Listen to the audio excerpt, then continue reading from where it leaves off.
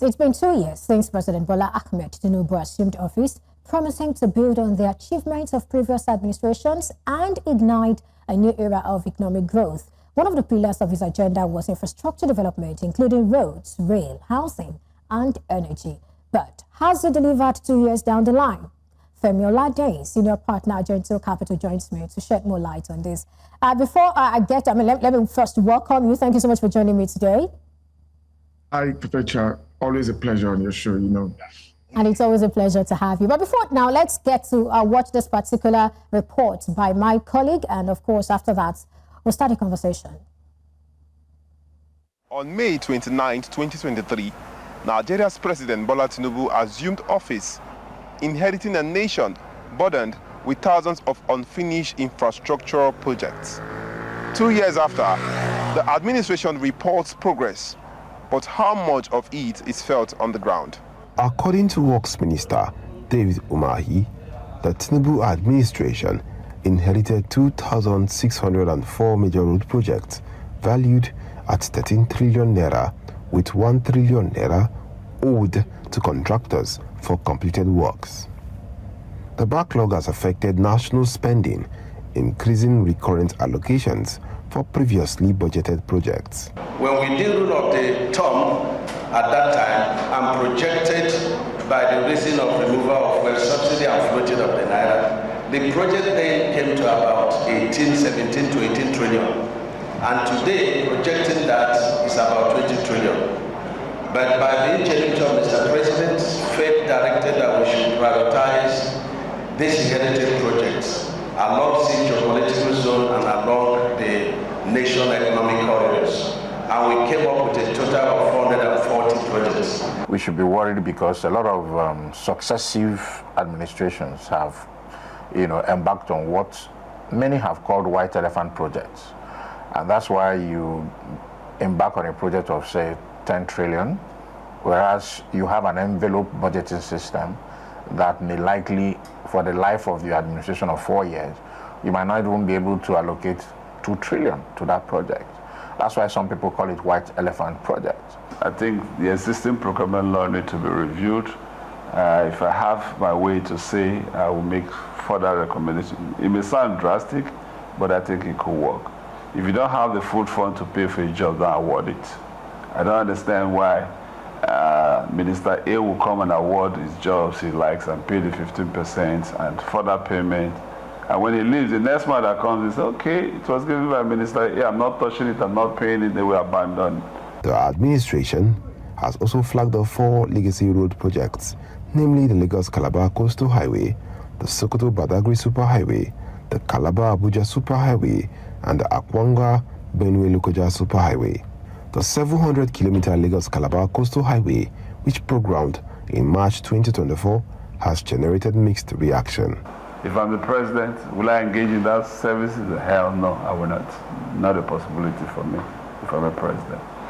First and foremost, you look at what we generally call economic infrastructure, and you will be able to determine the most one that is very pressing on Nigeria today. I would rather take port infrastructure as most pressing economic infrastructure in Nigeria, not that superhighway.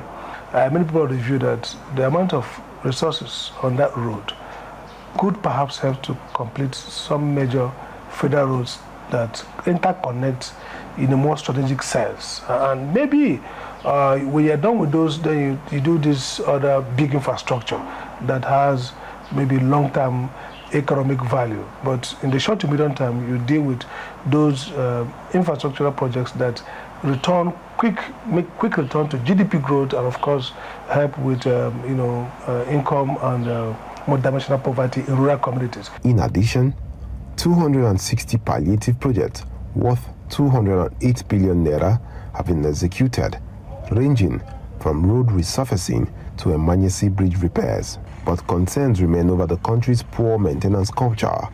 A recent example is the closure of the Independence Bridge in Lagos, which caused major disruption.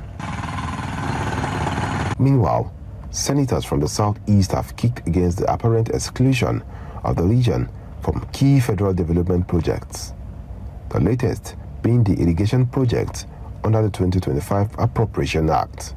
On May 22nd, Senator Kenneth Eze, representing Ebonyi Central, lamented that no funds were allocated to the Southeast out of the 380 billion naira set aside in the 2025 budget. Observe that although the intention of the project is national, the actual implementation plan are designed excluded Anambra Imo River Basin Development Authority. However, opinions are mixed.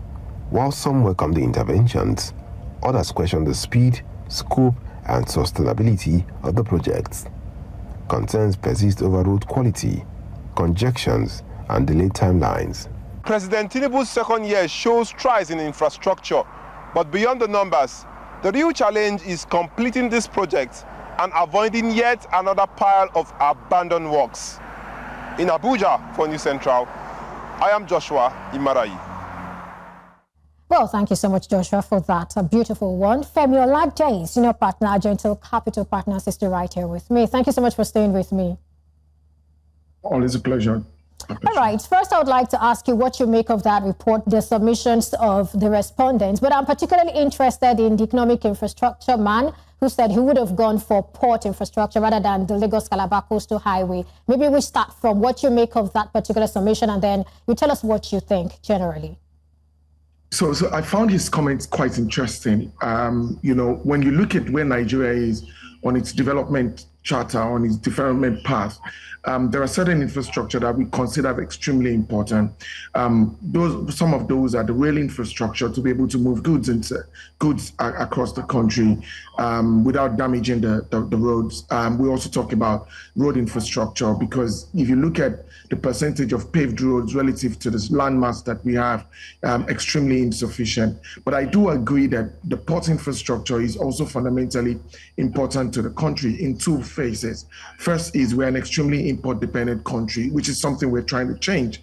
And of course, if we're looking to export goods and services, then the port infrastructure is critical towards us achieving that. However, you would understand that President Bola Tinubu is a politician, and usually politicians would like to have what I'll call landmark transactions or landmark interventions that people can remember them by. And that's why he would need to prioritize what can probably be completed easily over long-term investments in ports. Also, on the second land is that ports have now become more private sector driven. We have the Lekki Free Trade Zone and the Lekki Free Trade Port, which has recently come online. There's a Badagry port that's also in plans. So the reality here is that we're not suffering from a lack of investment in port infrastructure. What we should be doing with the ports is actually encouraging the current owners or those running the ports to invest some of the income that they're getting and in improving that infrastructure. But be that as it may, just looking at the play out of the infrastructure conversations, I noticed that we focused a lot on roads in the review that was done by a correspondent in Abuja. But the reality is that the infrastructure deficits that we have in Nigeria extends beyond roads. We're talking about the rail infrastructure, which we haven't seen significant investments in by this government. We're talking about alternative transport platforms, which should be, something that we focus on as well. And then, of course, the continuous maintenance of the infrastructure that has been built. So there's a mixed mash of, different infrastructure that require intervention. And yes, we can be excited about roads, but it's way beyond that. Well, absolutely. I like your interest in rail, and I'm just wondering why you feel this particular administration hasn't paid so much attention to it. It's curious, actually. It's interesting that before I jumped on this call, I was tempted to have a chat with someone in the Ministry of Finance just to understand what their focus areas are. There is the argument to say that the Buhari regime did spend quite a lot of money on the rail, on improving the rail infrastructure. But the reality is that those projects may have been completed, but they're not fully commercialized. And that raises the question as to whether we continue to have continuity in the government space. So I would still say that overall, the rail infrastructure still needs significant investment, especially if we're willing to, or if we're considering industrializing the inner parts of the country. But if we come back to the roads, which is where they seem to have focused their attention on, I would say that you could give them, maybe a 55, 60% pass mark in terms of the strategic nature of the interventions that we're seeing from them. The East-West Road is completely important. I know that there's work going on that, even though it's not yet completed. The Lagos-Calabar coastal road is extremely important if we're looking to reduce travel times and improve safety, and also to develop an economic corridor along our coastline, which is something every other country that has a coastline has. I believe that these are fundamentally important projects that any government should be paying attention to, and we should ensure that they at least are able to complete the ones that they've started over the next 4 years, if not 8 years, should he get re-elected in 2027. Well, inflation has been very high in Nigeria, and to a very large extent, we say the Monetary Policy Authority or the Monetary Policy Committee is doing what it has to do. And we've been saying that we need a fiscal authority to do more. And most times when we talk about this, we then come to structural issues. We come to agriculture, and then we talk about the infrastructure, whether you're looking at cold chains or things that are supposed to make that particular sector viable. Does it seem like those sectors or those, areas are getting attention from this government? So Perpetua, it seems like they are not getting attention now, and that's why I use the word seem. The reality is that there have been projects listed in the budgets, there have been funding released for projects, but unfortunately, we don't seem to hear much of those projects simply because those ministries or those ministers are probably doing a terrible job of providing, information to the market. We keep talking about the road infrastructure because the Minister for Roads and Infrastructure is extremely vocal and is all over the place.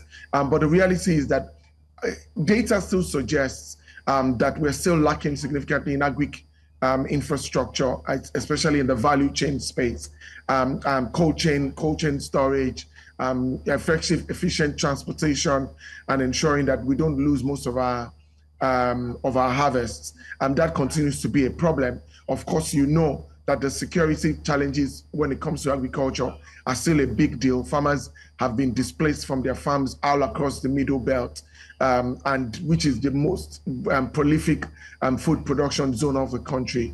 And in addition to that, we're still losing, harvests to poor storage and lack of infrastructure to transport those. Now, again, you almost want government to look at this intervention from a holistic perspective by isolating roads and not fixing the fundamentals of fundamentals of power infrastructure, the fundamentals of power distribution.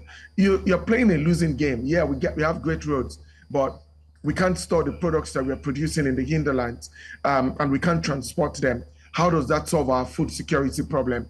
So government has to take a holistic view and ensuring that you are looking at the value chain rather than quick wins. It's always good to have quick wins, but if you are not fixing a value chain problem, you are literally just being cosmetic in your interventions, and we can't afford cosmetic interventions in 2025. All right, Mr. Oladehin, just before we go, I'd like you to comment on electricity. I mean, this particular administration has shown us, its interest and all of those things. What's your comment on how this administration has handled electricity so far?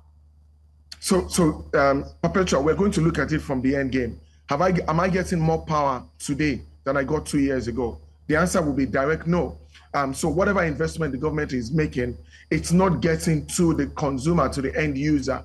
And we've talked about specific projects, improving our transmission capacity, or probably deregulating our transmission capacity and decentralizing it. We're also talking about the fact that we've got stranded power all across the Niger Delta, at least 3,000-4,000 megawatts of power that is just cold stacked, simply because we cannot distribute it. Of course, the government has built on President Buhari's decentralization of power distribution, but that there's not been significant investments in that space simply because government, for example, is owing almost $1 trillion or $2 trillion to the power industry. Those are key answers that the power ministry need to answer. 2 questions that they need to answer, which is, how do you ensure that you transport or you transmit all of the standard capacity to the grid, and the grid has the resilience to be able to keep that power in a transmittable position over the long term. I believe that that's where the big incentives are for government, ensure that the mobile substations, the large substations that they spoke about, that they can implement those, decentralize the transmission capacity to ensure that power can be transmitted closer to where it's generated. And furthermore, ensure that the discos are investing in distribution, which is the last mile, and the technology to ensure that they can collect what they distribute. I think if all of this taken holistically is the focus of the government over the next 2 years, I believe that we can see capacity improvement from the current 4,000, 5,000 that we're dealing with to something probably closer to 6,500. All right, thank you so much, Femi Oladehin, Senior Partner, Argentil Capital Partners, for your time on the show today. Thank you.